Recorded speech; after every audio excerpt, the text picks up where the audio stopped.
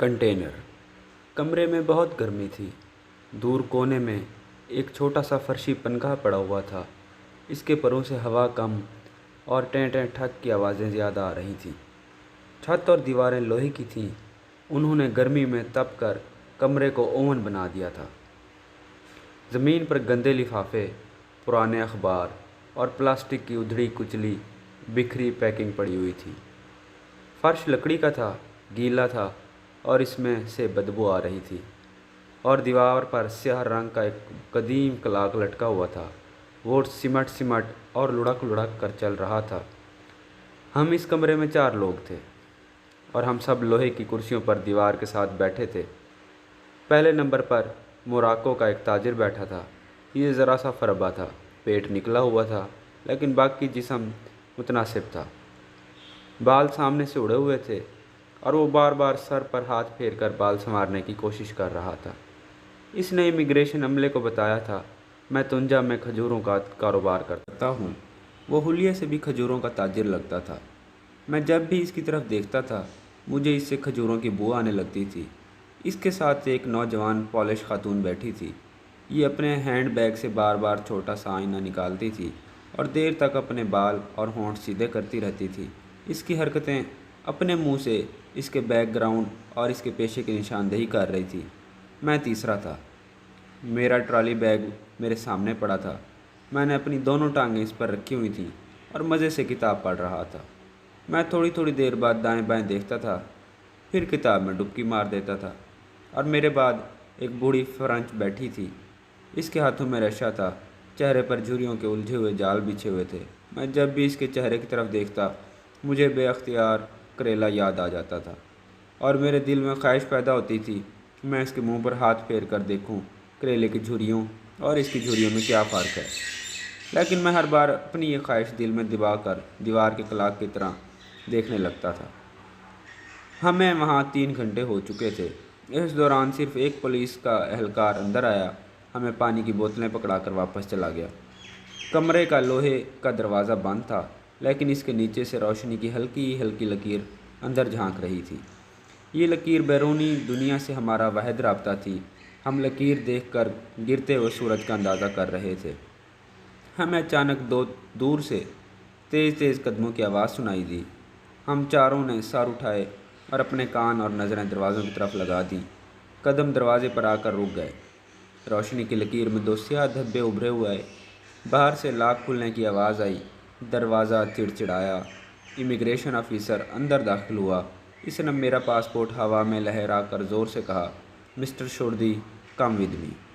میں نے کتاب بند کی، پاؤں بیگ سے اتارے، اپنے ساتھیوں کی طرف دیکھا اور بیگ کھینچ کر باہر آ گیا۔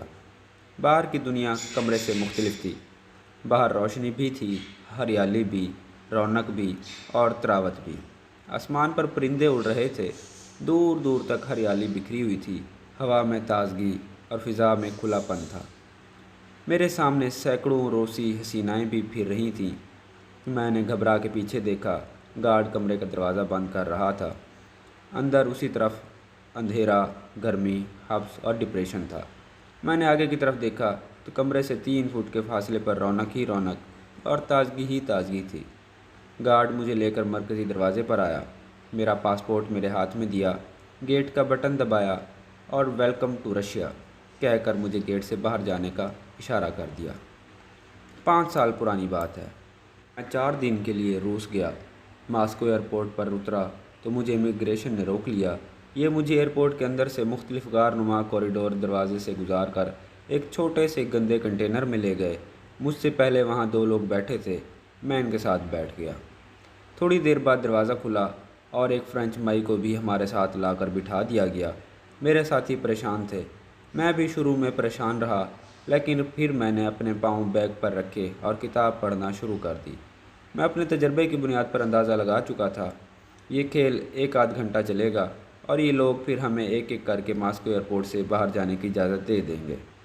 میں دنیا کے مختلف ملکوں میں درجنوں مرتبہ اس عمل سے گزر چکا تھا، لہٰذا مجھے زیادہ پریشانی نہیں تھی، جبکہ میرے ساتھ بیٹھے تینوں مسافر ٹھیک ٹھاک پریشان تھے۔ یہ بار بار گھڑی کی طرف دیکھتے تھے، پھر اضطرار میں عجیب و غریب حرکتیں کرتے تھے۔ ہمارا انتظار بہرحال 3 گھنٹے تک طویل ہو گیا اور اس کے بعد سب سے پہلے مجھے عزت کے ساتھ جانے کی اجازت دے دی گئی، لیکن یہ 3 گھنٹے مجھے زندگی کا حیران کن سبق دے گئے۔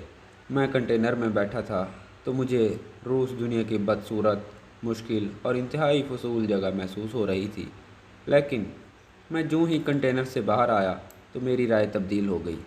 یہ ملک اب جنت کا ٹکڑا تھا۔ 3-4 فٹ کے فاصلے اور ایک دروازے نے میری رائے 180 درجے تبدیل کر دی۔ میں نے اس وقت محسوس کیا ہم انسان بھی نفرت، محبت، دوستی، دشمنی اور تعصب کے مختلف کنٹینروں میں رہتے ہیں۔ ہماری ہر قسم کی رائے ہمارے کنٹینرز کی وجہ سے ہوتی ہے۔ ہم جس کنٹینر میں بیٹھے ہوتے ہیں ہمیں پوری دنیا ویسی دکھائی دیتی ہے، لیکن ہم جب اس کنٹینر سے باہر آتے ہیں تو ہمیں پھر زندگی کی اصل حقیقتیں نظر آنے لگتی ہیں۔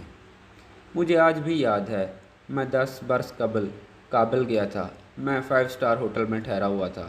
ہوٹل کے اندر ہر چیز شاندار تھی، کافی بھی مل رہی تھی، فرینچ، جاپانی اور افغانی کھانے بھی، سرد گرم پانی بھی، سٹیم باتھ اور سوانا بھی، اور سوئمنگ پول بھی۔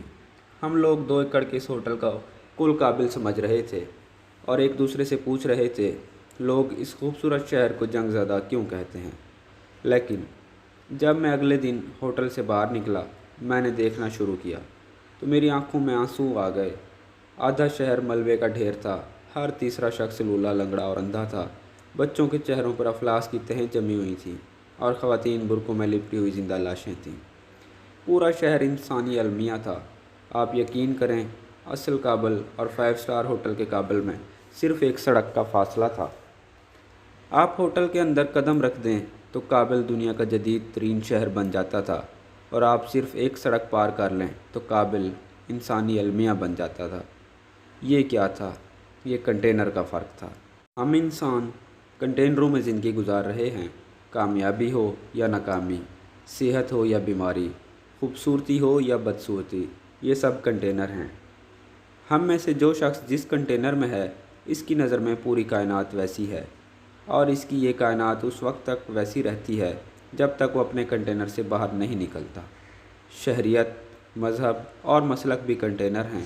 ہماری عصبتیں، پرائڈز اور بہادری، بزدلی بھی کنٹینر ہے۔ میرے ایک دوست ہیں، سردار کامران، یہ اکثر کہتے ہیں ہمارے مدارس میں اسلام نہیں پڑھایا جاتا، مسلک پڑھایا جاتا ہے، اور مسلک کے ان کنٹینروں سے نفرت کے سوا کچھ نہیں نکلتا۔ یہ بات غلط نہیں۔ ہم سب اپنے اپنے مسلک کے کنٹینر میں بیٹھ کر دوسروں کو دیکھتے ہیں تو ہمیں وہ سب کافر نظر آتے ہیں، اور ان کافروں کو ہم کافر لگتے ہیں۔ یورپ کے کنٹینر میں بیٹھے لوگ جب ایشیا اور افریقہ کو دیکھتے ہیں، یا افریقہ اور ایشیا کے کنٹینروں میں مبعوث لوگ جب فرسٹ ورلڈ کو دیکھتے ہیں تو یہ انہیں عجیب اور اجنبی محسوس ہوتے ہیں۔ چرچ کے کنٹینر میں بیٹھے قیدی کو مسجد کے لوگ کافر، اور مسجد میں بیٹھے لوگوں کو مندروں، ٹیمپلز، سینما گوگ اور کلیساؤں میں بیٹھے لوگ واجب القتل محسوس ہوتے ہیں۔ پی ڈی ایم کے کنٹینر میں بیٹھے لوگوں کو حکومت سرکس، جبکہ حکومت میں بیٹھے لوگوں کو پی ڈی ایم کرپٹ دکھائی دیتی ہے۔ جمہوریت کے کنٹینر میں بیٹھے لوگ اسٹیبلشمنٹ کو ملک کا دشمن، اور اسٹیبلشمنٹ کے کنٹینر میں براجمان لوگوں کو سیاستدان، سیکیورٹی رسک محسوس ہوتے ہیں۔ ہم سب لوگ کنٹینروں میں محبوس ہیں، اور ہم اپنے کنٹینروں کو کائنات کی حقیقت سمجھ لیتے ہیں۔ ہماری آنکھ کی لالی پوری زمین کو سرخ بنا دیتی ہے، اور ہماری انگلی کی چوٹ پورے ملک کو دکھی سمجھ بیٹھتی ہے۔